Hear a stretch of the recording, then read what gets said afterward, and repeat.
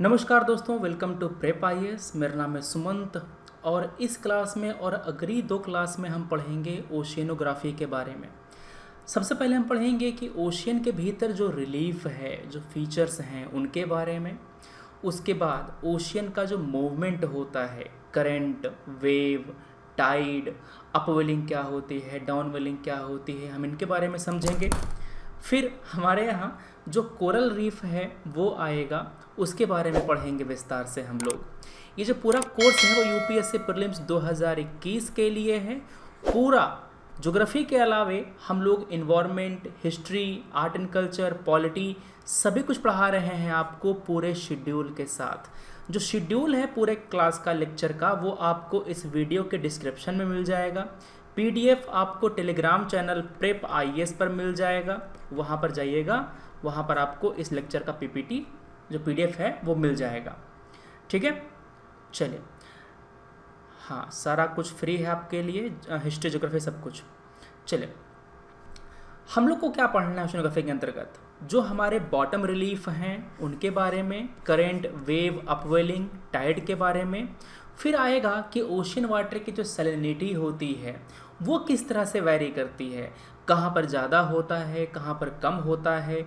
Ocean के water का जो टेम्परेचर होता है वो कैसे वैरी करता है, कहाँ पर ज़्यादा होता है, कहाँ पर कम होता है, इनके बारे में पढ़ेंगे। सबसे पहले देखो, ओशियन बॉटम का जो रिलीफ होता है उसके बारे में। ये फर्स्ट ऑर्डर रिलीफ है, मतलब कि ये सबसे फंडामेंटल है। ये बेसाल्टिक रॉक से बना हुआ है। आपको मैंने बताया था कि जो मिड ओशनिक रिज होता है, यहाँ पर धरती के भीतर से लावा निकलता है। ये लावा ठंडा होता है और उसके बाद ज़मीन का निर्माण करता है। ये रॉक मतलब कि लावा ठंडा होकर के ज़मीन बन गया और चट्टान इधर की ओर चली।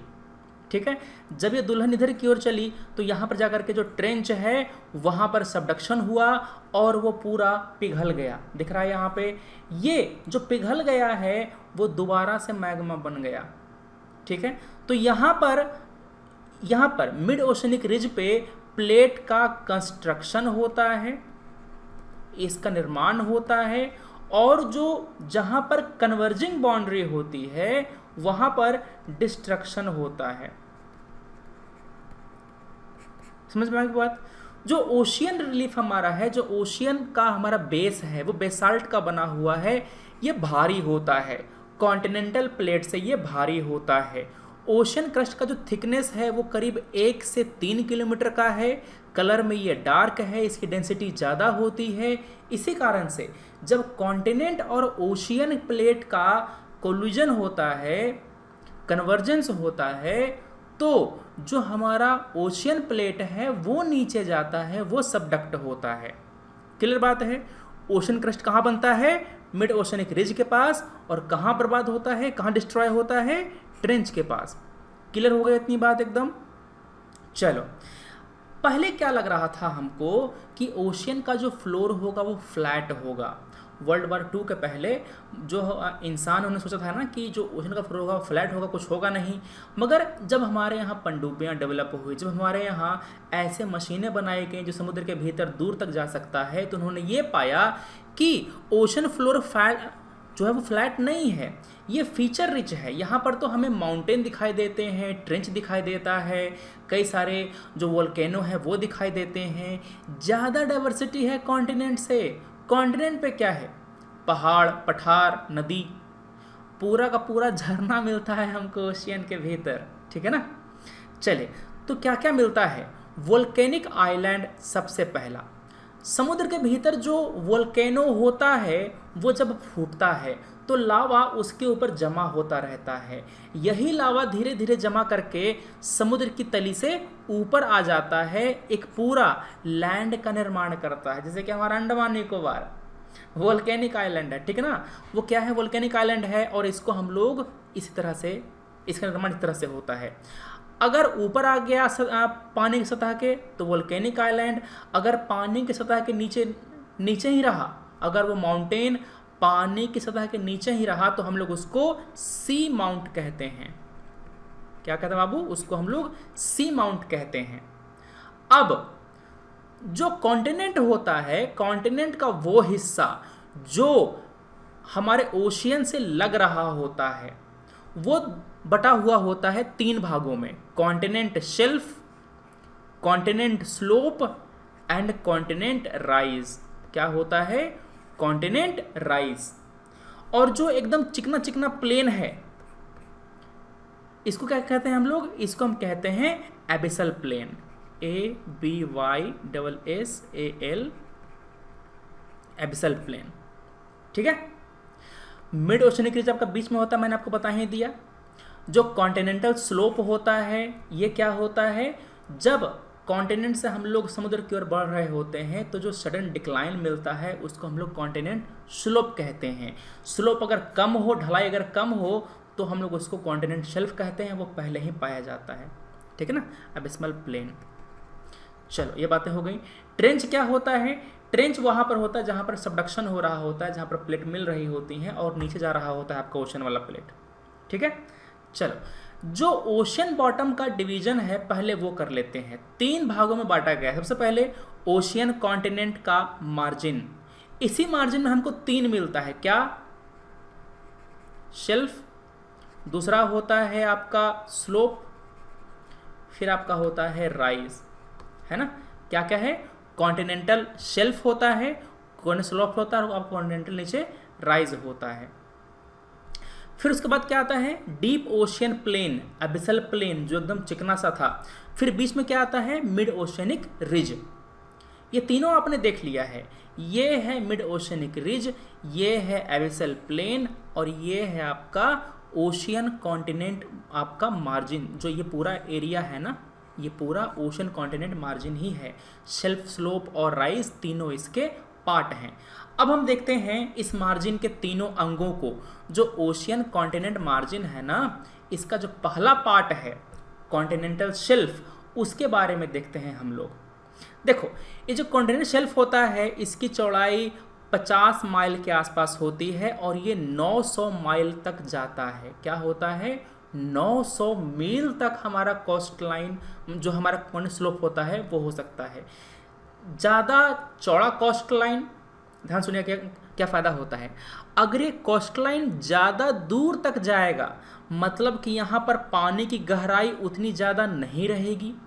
जब पानी की गहराई ज़्यादा नहीं रहेगी तो यहाँ पर समुद्र की तली तक सूर्य की रोशनी जाएगी, जो कि अल्टीमेट सोर्स है एनर्जी का। जब ये एनर्जी नीचे पहुँचेगी तो यहाँ पर प्लैंकटन, फाइटोप्लैंकटन, जूप्लैंकटन, इनका डेवलपमेंट होगा और ये मछलियों का खाना है। जब खाना खूब सारा होगा तो यहाँ पर मछली और पनपेगी। क्या होगा? यहाँ पर फिश का डेवलपमेंट होगा। समझ गए बात? इसी कारण से हमारे कई सारे दुनिया के इलाके जहाँ पर कॉन्टिनेंटल स्लोप ज़्यादा चौड़ा है, वहाँ पर मछली का जो उत्पादन है वो बहुत ज़्यादा होता है। ठीक है। चलो, सबसे पहले हम देखेंगे शेल्फ के बारे में। ये सबसे शैलो पार्ट है, सबसे उथला हुआ है। इसकी गहराई सबसे कम होती है, 200 मीटर के आसपास इसकी गहराई होती है। ये फोटिक जोन होता है। फोटिक जोन का मतलब ये है कि सूर्य की रोशनी यहाँ पर पहुँच पाती है। चूँकि यहाँ पर सूर्य की रोशनी पहुँच पा रही है तो जू प्लैंकटन, फाइटोप्लैंकटन सब यहाँ पर मिलते हैं। यहाँ पर प्लैंकटन, बेंथोस, नेक्टॉन, जैसे कि जो हमारे है ना मछलियाँ और केकड़े वगैरह सब मिलता है और इसी कारण से हमको डाइवर्सिटी ज़्यादा मिलता है यहाँ पर। प्लस जो सेडिमेंट आ रहा होता है ज़मीन से, वो आकर के यहीं पर बसा हुआ होता है। क्या होता है? सारा सेडिमेंट, सारा न्यूट्रिशन यहीं पर आकर के गिरा हुआ होता है। चूँकि न्यूट्रिशन ज़्यादा है तो डाइवर्सिटी वहाँ पर ज़्यादा है। ठीक है ना। तो ये हो गई बातें इसके बारे में। चलो आगे आ जाओ, बहुत ज़्यादा गर्मी है। अब क्या क्या रिसोर्सेज मिलते हैं हमको कॉन्टिनेंटल शेल्फ से? कॉन्टिनेंटल शेल्फ पे हमको पेट्रोलियम मिलता है खूब सारा। क्या मिलता है? Petroleum, crude oil. जो पूरा का पूरा पर्शियन गल्फ है, फारस की खाड़ी, वो पूरा का पूरा पेट्रोलियम से भरा हुआ है। वहाँ पर दुनिया का जो टोटल पेट्रोलियम रिजर्व है उसका 90%, उसका 90% कॉन्टिनेंटल शेल्फ पे ही मिलता है। Bombay high, gulf of Cambay, Khambhat की खाड़ी, पर्शियन गल्फ, फारस की खाड़ी, north sea, Barents sea, gulf of Mexico, Norwegian sea, Barents sea, Russia के उत्तर में है, रशिया के ऊपर में है। नॉर्वेनियन सी नॉर्थ जो नॉर्वे के ऊपर में है। तो यहाँ पर जो पेट्रोलियम रिजर्व हैं वो देखने को मिलते हैं। फॉर एग्जांपल ये ईरान है, ईरान है, ये सऊदी अरेबिया है,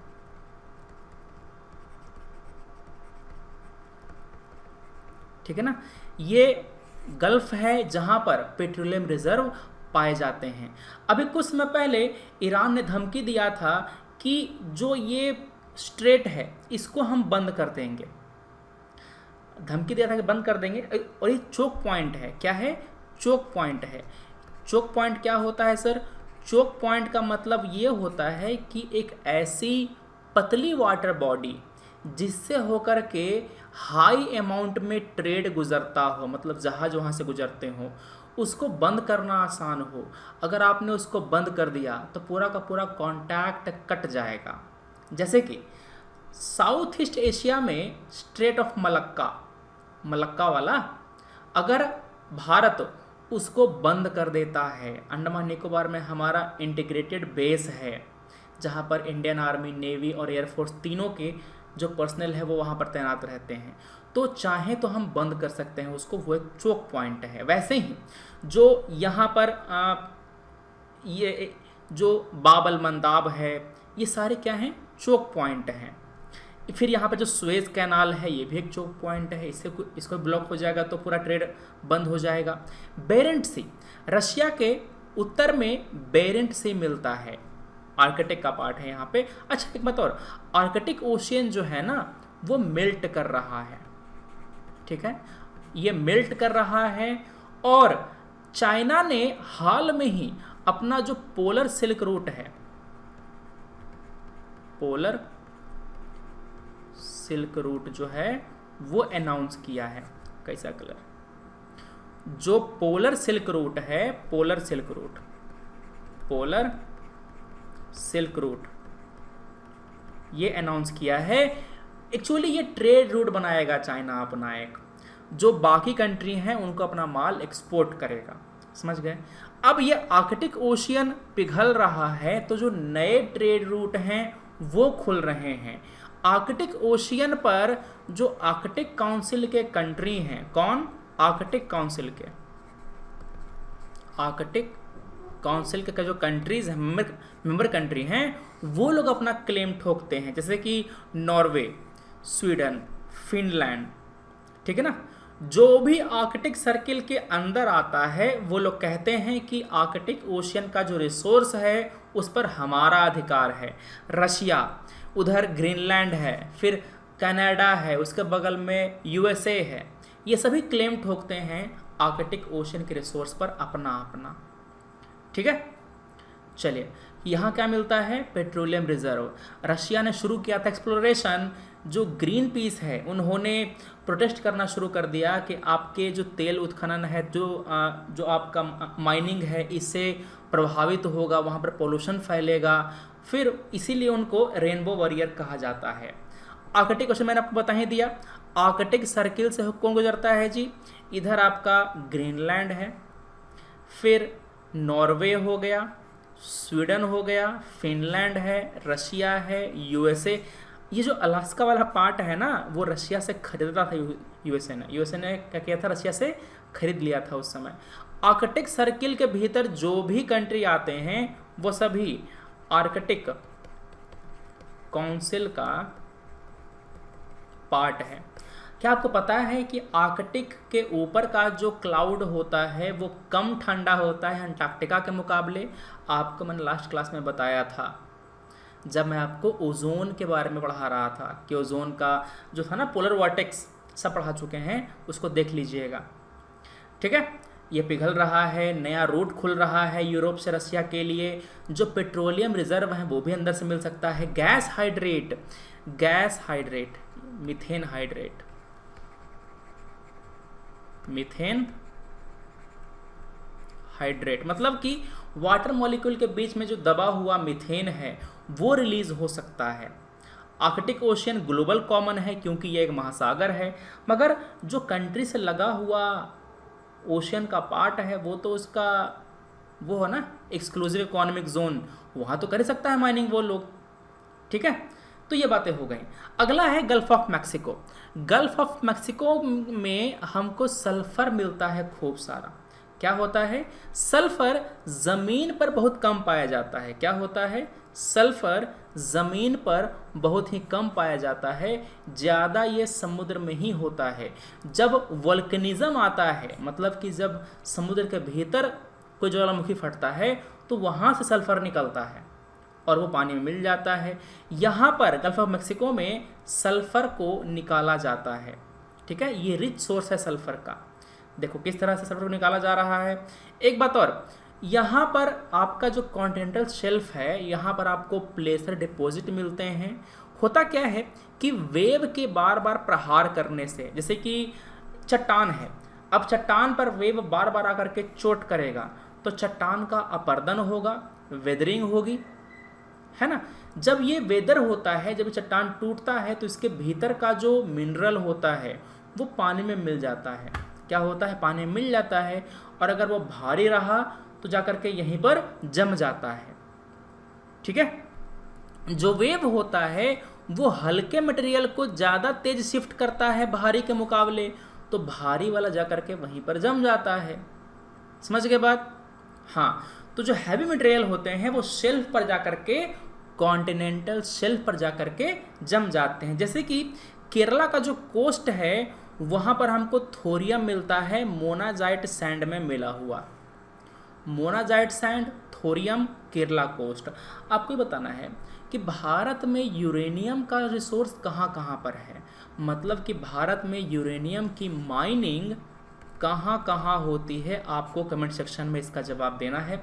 देखते हैं किसको पता है। अलास्का में सोना निकाला जाता है। ब्राज़ील, ऑस्ट्रेलिया में जो जिरकॉन है, वो साउथ अफ्रीका में जो डायमंड है वो निकाला जाता है। इसके अलावा जो मोती हो गई, calcium is least soluble in ocean water. जो पेरुवियन कोस्ट है वहाँ पर कैल्शियम और फॉस्फेट का बहुत ही ज़्यादा बड़ा डिपॉजिट है। इसके अलावा जो यहाँ पर शेल होते हैं वहाँ से जो मोतियाँ वगैरह होती हैं वो निकल जाती हैं। मछली खूब सारी होती हैं। मछली नाइट्रेट और फॉस्फेट का ज़्यादा रिच सोर्स है। प्रोटीन खूब होता है, और कुछ मछलियों को हम लोग यूज़ कर सकते हैं उसकी मेडिसिनल प्रॉपर्टी के लिए भी, ठीक है। तो कॉन्टिनेंटल शेल्फ हमने देख लिया, यहाँ से रिसोर्स क्या निकलता है ये हमने देख लिया, और फोटिक जोन में आता है ये हमने देख लिया। 200 मीटर की गहराई तक ये पाया जाता है, मतलब उतना गहरा होता है, ये देख लिया। अब बातें आती हैं कॉन्टिनेंटल स्लोप की। क्लियर बात है? स्लोप पे आ जाओ। यहाँ पर आप देख रहे हैं ये है कॉन्टिनेंटल स्लोप। यहाँ पर तुरंत ढलाई बढ़नी शुरू हुई होती है, काफ़ी तेज़ ढलान होती है, और यहाँ पर जो कॉन्टिनेंटल शेल्फ से आ रहा होगा गाद होता है वो बहुत ही तेज़ गति से नीचे गिर रहा होता है यहाँ से ढलान के ज़रिए। Massive landslides are seen here. और यहाँ पे जो गंगा है, इंडस है, मिसिसिपी है, कॉन्गो जैसी नदियाँ हैं, सब मरीन कैनियन का निर्माण करती हैं। आप जो देख रहे हैं ना ये वाला, ये सब मरीन कैनियन है। समुद्र के भीतर एक कैनियन, जो नदी है ना, नदी जब जा करके समुद्र में अपना पानी गिरा रहा है तो अपने प्रवाह के कारण समुद्र की तली को काट दे रहा है, ठीक है ना। क्या कर रहा है? समुद्र की तली को वो काट दे रहा है। इसी को हम लोग कैनियन कहते हैं, सबमरीन कैनियन कहते हैं। जैसे कि कॉन्गो नदी का जो कैनियन है, कॉन्गो का जो कैनियन है वो बहुत ही ज़्यादा गहरा है। पृथ्वी पर सबसे ऊंचा वाटरफॉल लैंड पर नहीं है, ओशियन के भीतर है, डेनमार्क स्ट्रेट में। डेनमार्क स्ट्रेट में हमको सबसे ऊंचा वाटरफॉल दिखाई देता है, ठीक है। तो ये हो गई स्लोप की बातें। अब आ जाओ कॉन्टिनेंटल राइज। इतना ही था, कुछ खास है नहीं। कॉन्टिनेंटल राइज जो होता है वो कॉन्टिनेंट प्लेट को ओशियनिक प्लेट से मिलाता है। क्या होता है? ये जो बाउंड्री वाला रीजन है ना, उसी को हम लोग कॉन्टिनेंटल राइज कहते हैं। ये एक्चुअली ट्रांजिशन जोन है। ट्रांजिशन जोन है कॉन्टिनेंटल ब्लॉक और ओशियनिक ब्लॉक के बीच में। क्लियर बात है? देख लिया आपने, ये आपका कॉन्टिनेंटल राइज है। कहीं कहीं पर हमको ये दिखाई नहीं पड़ता। जहाँ पर बगल में ट्रेंच होगा, जहाँ पर बगल में ट्रेंच होगा वहाँ पर हमको कॉन्टिनेंटल जो राइस है दिखाई नहीं देगा, क्योंकि वो नष्ट हो चुका होगा वहाँ पर। ठीक है, तो ये हो गई बातें शेल्फ की, स्लोप की और राइज की। सबसे इम्पॉर्टेंट शेल्फ ही था, क्योंकि यहाँ पर जो रिसोर्स होता है वो हम निकालते हैं। बाकी के बारे में आपको बस नॉलेज चाहिए थी कि हाँ क्या होता है यहाँ पर, कहाँ पर हमको कैनियन मिलता है, सबमरीन कैनियन, ये सब। अब जो डिवीजन है ओशियन बॉटम का, यहाँ पर आपने ओशियन कॉन्टिनेंट का मार्जिन पढ़ लिया है। मिड ओशनिक रिज हमने पिछले क्लास में पढ़ लिया था पहले ही। और अब आती है बात डीप ओशियन प्लेन की, जो हमारा एबिस्मल प्लेन है ना, इसकी बात आती है। ठीक है, यहाँ पर क्या क्या मिलता है आपको, यहाँ पर आपको जो अलग अलग तरह की जो माउंटेन हैं, सी माउंट, ये वोल्केनिक जो माउंटेन्स हैं वो दिखाई पड़ते हैं हमको। ठीक है, अच्छा एक काम करना, अगर आपको कभी टाइम मिले तो एक चेजिंग, एक डॉक्यूमेंट्री देखना आप जा करके, चेजिंग आइस। ये बहुत ही बेहतरीन डॉक्यूमेंट्री है। ठीक है ना। होता क्या है कि जब कोई बड़ा सा, जैसे कि आपको पता है कि अंटार्कटिका में आइस शेल्फ होता है, पूरा पूरा जो पठार होता है वो बर्फ़ का बना हुआ होता है। कभी कभी वो आइस शेल्फ टूट करके समुद्र में बह जाता है, गिर जाता है। तो जो आइस शेल्फ का टूटना होता है उसको हम लोग काल्विंग कहते हैं, काल्विंग, CALVING, काल्विंग कहते हैं उसको। उस ये जो डॉक्यूमेंट्री है ना, यहाँ पर पूरा का पूरा दिखाया गया है कि जो काल्विंग होती है वो शुरू कैसे होती है, किस तरह से जो हमारा आइस है वो धीरे धीरे पिघल रहा है, ख़त्म हो रहा है। अगर आपको डॉक्यूमेंट्री देखने में इंटरेस्ट है, अगर आपने प्लेनेट अर्थ देखी है BBC की, आप इसको जरूर देखिए, बहुत ही बेहतरीन डॉक्यूमेंट्री है, टर्न पर मिल जाएगा आपको। ठीक है ना। चलिए, ये जो आपका एबिसल प्लेन होता है ये ओशियन फ्लोर का 40% होता है। क्या होता है? ओशियन फ्लोर का केवल 40% ही प्लेन है, बाकी जो 60% है वो उबड़ खाबड़। ठीक है, यहाँ पर डाइवर्सिटी ज़्यादा मिलती है लैंड फॉर्म के मुकाबले, सॉरी जो लैंड फॉर्म है इसके टर्म्स में डाइवर्सिटी ज़्यादा होती है। अभी मैंने बताया ना आपको कि यहाँ पर वोल्केनिक आइलैंड, जो सी माउंट हैं, ये सब देखने को मिलते हैं। यहाँ पर हमको जो डिपॉजिट आ रहे होते हैं कॉन्टिनेंट से बह करके, वो सब आ करके हमारे प्लेन पर ही जमा होता है। क्या होता है? ये प्लेन पर ही जमा होता है। अब ये जो अबिस्मल प्लेन होता है, यहाँ पर हमको एक बहुत ही बेहतरीन रिसोर्स मिलता है, पॉली मेटेलिक नोड्यूल। क्या होता है? पॉलिक मेटेलिक नोड्यूल, जिसको हम लोग मैंगनीज नोड्यूल भी कहते हैं। क्यों कहते हैं सर? क्योंकि इस ये होता क्या, पर समझो, समुद्र की तली पर ढेला मिलता है, पत्थर मिलता है, उस पत्थर में 90% जैसे कि सबसे ज़्यादा मात्रा हमारे मैंगनीज की होती है, इसीलिए हम उसको मैंगनीज नोड्यूल भी कहते हैं। क्या कहते हैं उसको? मैंगनीज नोड्यूल भी कहते हैं। इसके अलावा उसमें iron, silicon, aluminium, nickel, cobalt, ये सब भी पाया जाता है। समझ गए? इनमें से कई सारे जो आपके मिनरल्स हैं, मेटल जो हैं, वो ज़मीन पर रेयर होते हैं, और चाइना इन सब के एक्सप्लोरेशन में काफ़ी आगे है। उनके पास टूल्स हैं, टेक्नोलॉजी है समुद्र के भीतर एक्सप्लोर करने का, वहाँ से रॉक को इकट्ठा करके ऊपर लाने का। रेयर अर्थ मेटल के मामले में भी जो चाइना है वो बहुत ही आगे है, उनकी माइनिंग में, उनके एक्सप्लोरेशन में।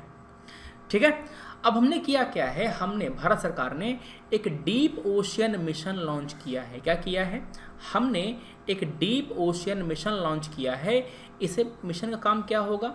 जो टेक्नोलॉजी हैं वो डेवलप करना, ताकि हम लोग डीप सी माइनिंग कर सकें, डीप सी एक्सप्लोरेशन कर सकें, जो समुद्र के रिसोर्सेज हैं उसको हम जांच पड़ताल कर पाएँ। समझ गए? तो ये डीप ओशियन मिशन को हमारे यहाँ भारत में लॉन्च किया गया है। चलिए अब देखते हैं कि ये जो पॉलीमेटेलिक नोड्यूल है वो मिलता कहाँ कहाँ पर है। जो आपको ये जो धब्बे दिख रहे हैं यहाँ पर आपके पॉलीमेटेलिक नोड्यूल जो हैं वो मिलते हैं पूरी दुनिया में। मतलब कि जो हमारे ओशियन हैं करीब करीब हर ओशियन में है, इंडियन ओशियन, जो पैसिफिक वहाँ पर ज़्यादा है, अटलांटिक वहाँ पर भी हमको देखने को मिलता है, ठीक है ना। मगर economically viable central Indian ocean है और ईस्टर्न पैसिफिक ओशियन है। कौन कौन सा? जो आपका सेंट्रल इंडियन ओशियन है और ईस्टर्न पैसिफिक ओशियन है वो इकोनॉमिकली वायबल है। क्यों सर? क्योंकि यहाँ पर कम जगह पर ज़्यादा नोडल मिलता है, समझ गए। बाकी जगह पर बहुत ही कम, बहुत ही छितराया हुआ, बहुत ही फैला हुआ मिलता है। सबसे पहले ये जो कारा सी है आर्कटिक ओशियन में वहाँ पर मिला था। इसलिए मैं कह रहा हूँ ना कि आर्कटिक ओशियन बहुत ही ज़्यादा जरूरी है रिसोर्स के मामले में। Petroleum, polymetallic nodule, gas hydrate, ये सभी चीज़ें वहाँ पर मिलती हैं। देखो इस तरह का जो है ना चट्टान ये होता है, इस तरह का पत्थर होता है तली पर, ठीक है। भारत को अप्रूवल मिला जो सीबेट अथॉरिटी है उससे 15 साल के लिए एक्सप्लोर करने का। हमने 1,15,000 जो हमारा हेक्टेयर जो हमारा एरिया है वहाँ पर हम लोग एक्सप्लोर करेंगे सेंट्रल इंडियन ओशियन में। जो समुद्र रत्नाकर है वो हमारे पास एक टूल है। जो साउथ कोरिया है वहाँ से हम लोग जो हमारा टूल्स और इक्विपमेंट है वो मंगा रहे हैं एक्सप्लोर करने के लिए। चाइना ने करीब 10,000 जो हेक्टेयर है ना वो एक्वायर किया था 2011 में। चलिए अब हम देखते हैं एक बात आइलैंड के बारे में। आइलैंड क्या होता है? समुद्र के ऊपर जो लैंड निकला हुआ होता है, जो ज़मीन निकली हुई होती है उसको हम लोग आइलैंड कहते हैं। 4 तरह के होते हैं। सबसे पहला वोल्केनिक, दूसरा कॉन्टिनेंटल आइलैंड, तीसरा कोरल आइलैंड और चौथा सैंड बार आइलैंड। जो वोल्केनिक आइलैंड होता है वो बना हुआ होता है जो हमारा कॉन्टिनेंटल प्लेट है उसके ऊपर आने से, या फिर जो हॉटस्पॉट है उसके द्वारा बनाए जाने से वोल्केनिक आइलैंड बनता है, ठीक है ना। जैसे कि कॉन्टिनेंटल आइलैंड किस तरह से, एक लार्ज कॉन्टिनेंट का छोटा सा पार्ट ऊपर है। मैं सबके एग्जांपल दूंगा अभी तुरंत। वोल्केनिक आइलैंड क्या, जब ओशन प्लेट का कोलिजन होता है वहाँ पर बना हुआ होता है। कोई समुद्र के भीतर का जो वोल्केनो है वो फूटा, वो धीरे धीरे बड़ा होता गया, उसका ऊपर का हिस्सा ज़मीन से बाहर निकल गया तो क्या बन जाता है वोल्केनिक आइलैंड। हॉटस्पॉट है वहाँ पर भी बनता है। कोरल से बन जाता है कोरल आइलैंड, जैसे कि हमारा लक्षद्वीप कोरल आइलैंड है। सैंड बार आइलैंड, जो नदियाँ हैं जब अपना जाकर के गाद जमा करती हैं तो डेल्टा के आसपास सैंड बार बन जाता है और ये एक पूरा आइलैंड का निर्माण कर देता है, ठीक है। जैसे कि ये जो मेडागास्कर है वो एक कॉन्टिनेंटल आइलैंड है, अफ्रीका से टूट करके अलग हुआ है। ये जो दिख रहा है आपको ये सब वोल्केनिक आइलैंड है, जो कि जो वोल्केनो है उससे बना हुआ है वो आइलैंड, ठीक है। सैंड बार आइलैंड आपको ये दिख रहा है, क्या है ये? सैंड बार आइलैंड है, जो टूट के अलग हो जाएगा ना वो बन जाएगा। कोरल आइलैंड दिख ही रहा है आपको, ये सारा आपको कोरल आइलैंड है लक्षद्वीप वाला हमारा। जैसे कि जापान एक वोल्केनिक आइलैंड है, फिलीपींस, कुरिल, अलिशियन, ये सभी वोल्केनिक आइलैंड हैं। कॉन्टिनेंटल में श्रीलंका, मेडागास्कर, वैनकूवर, बफिन आइलैंड ये आता है। कोरल वाले में Lakshadweep, Maldives, Mauritius, Bahama, Bermuda, ये सभी कोरल आइलैंड है। लॉन्ग आइलैंड जो है न्यूयॉर्क का वो सैंड बार आइलैंड का एग्जाम्पल है। ध्यान से इसको नोट कर लीजिएगा, बहुत काम का है। एग्जाम्पल पूछ देता है कि इनमें से कौन से कोरल आइलैंड हैं, आपको याद होना चाहिए। लक्षद्वीप के अलावा मालदीव, मॉरिशस, बहामा और बरमूडा ये सभी के सभी क्या हैं? सभी के सभी कोरल आइलैंड हैं, ठीक है। चलिए ये बातें हो गई। तो अभी तक हमने पढ़ लिया है जो कॉन्टिनेंटल शेल्फ है उसके बारे में, स्लोप के बारे में, राइज, एबिस्मल प्लेन और जो हमारे आइलैंड के टाइप हैं उनके बारे में हमने पढ़ लिया है। अगली क्लास में करेंगे क्या कि जो हमारा ओशियन के मूवमेंट हैं उनके बारे में हम लोग पढ़ेंगे। अभी कुछ क्वेश्चन कर लेते हैं पहले, ठीक है ना। चलो पहला जो हमारा सवाल है वो ध्यान से देखिएगा। चलो पहला सवाल पूछ रहा है कि जो ईस्टर्न कोस्ट है और वेस्टर्न कोस्ट है उनके बीच में क्या अंतर है। Continental shelf is larger in western coast, क्या है? सही है। देखो ये भारत है, ये इसका ईस्टर्न कोस्ट हो गया, ये इसका वेस्टर्न कोस्ट हो गया। ये वाला कोस्ट देखो, वेस्टर्न घाट ये वाला है, ये जो दिख रहा है ना ये वाला, ये वेस्टर्न घाट है। वेस्टर्न घाट और समुद्र के बीच का जो जमीन है उसको हम लोग कहते हैं कोस्टल लैंड। ये ईस्टर्न घाट है। क्या है ये? ईस्टर्न घाट है।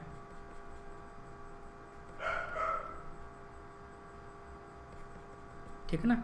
अब ध्यान से देखना, ये जो जमीन है, ये वाली जमीन, ये कोस्टल है, ईस्टर्न कोस्टल। और ये वाली क्या है? ये वेस्टर्न कोस्ट लैंड है। समझ गए?